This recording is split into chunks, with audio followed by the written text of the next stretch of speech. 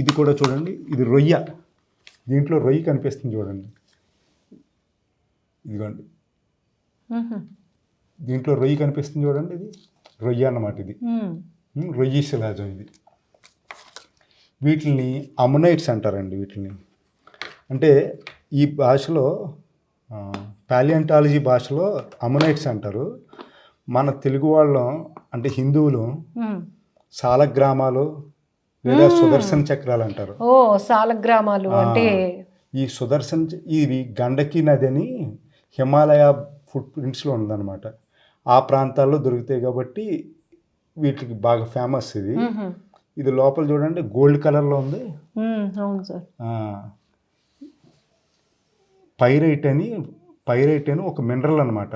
పైరైట్తో replace కావడంతో ఇది gold కలర్లో వచ్చింది అనమాట.